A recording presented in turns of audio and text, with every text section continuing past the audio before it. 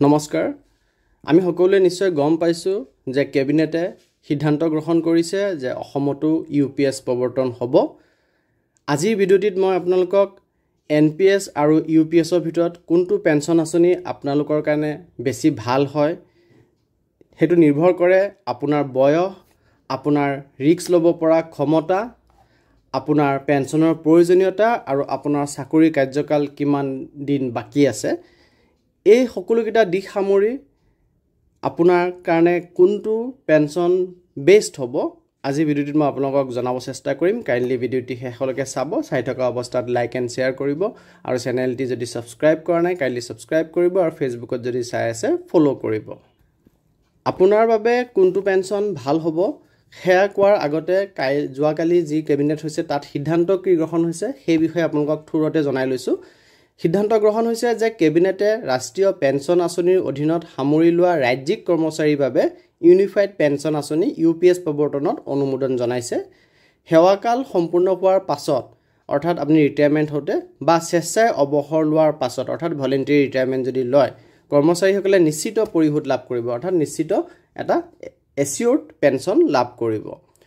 সম্পূৰ্ণ নিশ্চিত পৰিশোধৰ হাৰ হ'ব অৱসৰৰ ঠিক আগে 12 মাহৰ গড় মূল দৰমহা বেচিক পেৰ 50%। পাৰিবাৰিক পেঞ্চন হ'ব মৃত্যুৰ পূৰ্বে লাভ কৰা পেঞ্চন পৰিশোধ পৰিমাণৰ 60% আৰু অৱসৰৰ পাছত এককালীন পৰিশোধ হিচাপে যোগ্যতা অৰ্জনকাৰী সেৱাৰ প্ৰতি 6 মাহৰ বাবে মাহিলী বেতনৰ 10% মূল বেতন প্লাছ মৰগীয়া ভাত্তা লাভ কৰা ব্যৱস্থা থাকিব। এই সিদ্ধান্তখিনি আমাৰ কেবিনেটে গ্ৰহণ কৰিছে আৰু লগতে কেবিনেটে জনাইছে যে আমাৰ কৰ্মচাৰীসকল যিসকল এনপিএছৰ অধীনত আছে বৰ্তমান তেওঁলোকে 1 বছৰ সময় পাব ৰাজ্য চৰকাৰৰ কৰ্মচাৰীসকলে ইউপিএছ অফ কৰিবৰ কাৰণে। যিসকল কৰ্মচাৰী ইউপিএছলৈ যাব বিচাৰে তেওঁলোকে এবছৰৰ ভিতৰত ইউপিএছলৈ যাব পাৰিব। আৰু এই সম্পৰ্কে যিসকল নতুনকৈ জইন কৰিব তেওঁলোকৰ ইউপিএছ কিদৰে হ'ব তাৰ সম্পৰ্কে গাইডলাইন অতি সোনকালে প্ৰকাশ পাব বুলি মাননীয় মুখ্যমন্ত্ৰী ডাঙৰীয়াই জনাইছে। এতিয়া আহোঁ আজিৰ মূল টপিকটোলৈ।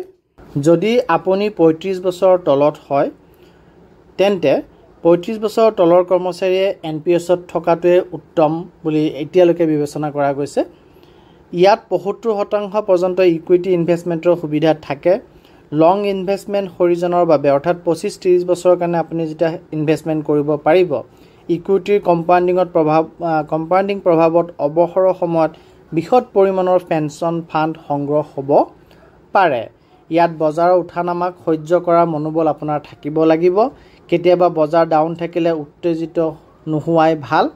দীঘলীয়া সময়ত এই উঠানামাবোৰ ঠিক হৈ যায় বুলি সকলোৱে এক্সপেক্ট কৰে। আৰু যদি আপোনাৰ বয়স 35 পৰা 50 বছৰৰ মাজত হয় তেন্তে আপুনি কোনটো বাছনি কৰিব, ইউপিএছ নে এনপিএছ, এইটো এটা কঠিন সিদ্ধান্ত হৈ উঠে। এনপিএছত থাকিব পাৰে যদি আপোনাৰ ৰিস্ক লোৱাৰ মনোবল থাকে। 15-20 বছৰৰ মেজিক কম্পাউণ্ডিঙৰ প্ৰভাৱ ভালদৰে কাম কৰিব পাৰে আপোনাৰ বাবে 15-20 বছৰৰ যদি চাকৰি কালো আপোনাৰ হয়।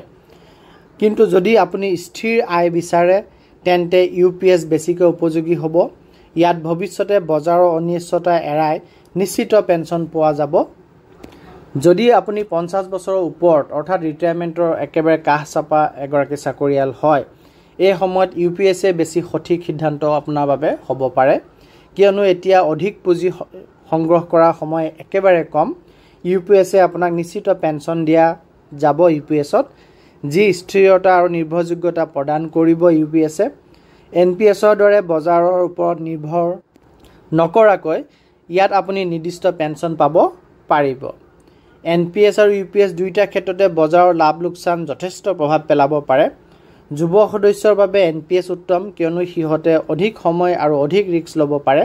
কিন্তু যদি বজাৰে ভাল কাম নকৰে তেন্তে এনপিএছৰ কৰ্পাছ বেয়াকৈ আঘাত পাব পাৰে বা আঘাত পৰিব পাৰে কৰ্পাছত আৰু আপোনাৰ মূলধনো আপুনি হেৰুৱাবলগীয়া হ'ব পাৰে।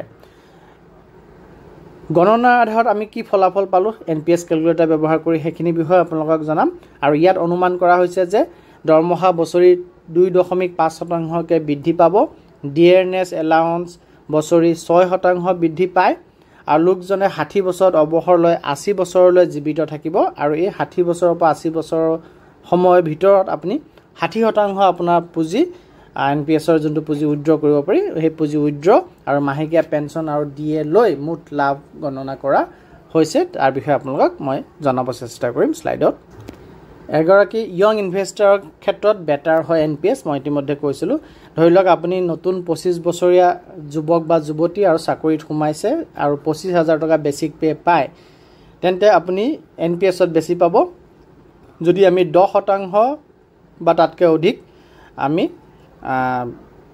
ইন্টাৰেষ্ট বা 10% বা তাতকৈ অধিক লাভালাভ পাওঁ বুলি মানি চলোঁ আৰু যদি ৰিটাৰ্ণ 8ৰ পৰা 9% লৈ নামি আহে এনপিএছৰ ৰিটাৰ্ণটো তেতিয়াহ'লে ইউপিএছ বেটাৰ হ'ব আপোনালোকক এটা এক্সপেক্টেড ৰিটাৰ্ণ হিচাপে বেনিফিট কিমান হ'ব পাৰে এই বয়সত হেতু স্ক্ৰিনত আপোনালোকক দেখাব চেষ্টা কৰিছোঁ এক্সপেক্টেড ৰিটাৰ্ণ যদি 8% কে আহে তে ইউপিএছৰ অধীনত আপুনি 6.48 কৰোৰ পাব আৰু এনপিএছৰ অধীনত 5.85 কৰোৰ পাব 9% যদি আহে তেতিয়াহ'লে আপুনি ইউপিএছৰ অধীনত 6.98 কৰোৰ পাব আৰু এনপিএছৰ অধীনত 6.93 কৰোৰ 10% ৰিটাৰ্ণ হ'লে 7.61 কৰোৰ ইউপিএছ 8.28 কৰোৰ এনপিএছ আৰু 12% এক্সপেক্টেড ৰিটাৰ্ণ হ'লে 9.35 কৰোৰ ইউপিএছ 12.05 কৰোৰ এনপিএছত পাব গতিকে ৰিস্ক ল'বলৈ যদি আপুনি হাজু আৰু আপুনি যদি ডেকা বয়সত চাকৰিত প্ৰৱেশ কৰিছে তেতিয়াহ'লে আপোনাৰ কাৰণে এনপিএছে বেটাৰ হ'ব বুলি বিশেষজ্ঞসকলে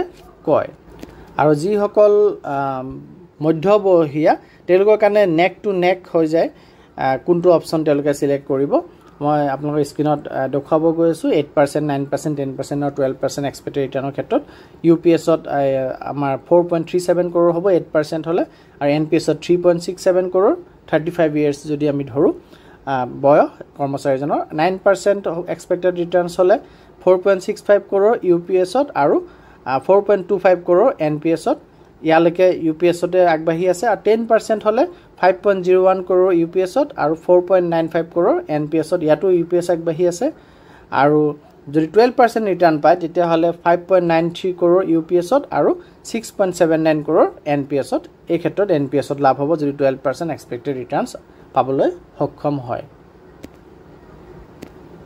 আৰু যিসকল ইনভেষ্টৰ older হয় বেছি বয়স 45 ইয়াৰ্ছ ক্ৰছ হৈ গৈছে তেনেসকল ইউপিএছএ তেওঁলোকৰ কাৰণে বেটাৰ বুলি বিশেষজ্ঞসকলে কয় আৰু ইয়াতে আপোনালোকে দেখা পাইছে আৰু যদি ৰিটাৰ্ণটো চাব যাওঁ তেতিয়াহ'লে চাওক আমি 12% ৰিটাৰ্ণ যদি এক্সপেক্ট কৰোঁ তথাপিও ইউপিএছত 3.49 কৰোৰ বেনিফিট পাব আৰু এনপিএছত 3.30 কৰোৰহে পাব অৰ্থাৎ 12% ৰিটাৰ্ণ হ'লেও আমাৰ কিন্তু এনপিএছতকৈ ইউপিএছ বেনিফিটেড হ'ব যদিহে আপোনাৰ বয়স 45 বছৰ ক্ৰছ কৰিছে আৰু ধৰি লৈছে আপোনাৰ বেছিক পে 50,000 আৰু ৰিটায়াৰমেণ্ট সেভিং একুমুলেটেড হ'ব 30 লাখ ৰুপিজ তেতিয়া আপুনি ইউপিএছ বেটাৰ পাব ইভেন 12% ৰিটাৰ্ণো যদি আপুনি এনপিএছত পায় তথাপিও আপোনাক ইউপিএছতকৈ ওপৰৰ ৰিটাৰ্ণ দিব নোৱাৰিব গতিকে এই ক্ষেত্ৰত এনপিএছটো আপোনাৰ কাৰণে ভাল নহ'ব বা ঠিক নহ'ব এই গোটেইখিনি তথ্য আমি গ্ৰহণ কৰিছোঁ ইণ্টাৰনেটৰ চ'ৰ্চৰ পৰা লোৱা হৈছে গতিকে আমি এনপিএছ ইউপিএছ দুইটাই নিজৰ ঠাইত ভাল আপোনাৰ বয়স আপোনাৰ ৰিস্ক ল'ব পৰা প্ৰৱণতা আৰু আপোনাৰ পেঞ্চনৰ প্ৰয়োজন অনুসৰি আপুনি বাছনি কৰিব লাগিব আপুনি এনপিএছত থাকিব নে ইউপিএছত থাকিব গতিকে সেইখিনি ডিসিশন আপুনি ব্যক্তিগতভাৱে ল'ব লাগিব আৰু এই তথ্য গোটেইখিনি মই যেহেতু অনলাইনৰ পৰা ইন্টাৰনেটৰ পৰা সংগ্ৰহ কৰা গতিকে ইয়াত কিবা ভুল ভ্ৰান্তিও থাকিব পাৰে সেইখিনি আপোনালোকে নিজে বিবেচনা কৰিব আৰু কিবা জনাবলগীয়া থাকিলে কমেন্ট সেকশনত গৈ জনাব ধন্যবাদ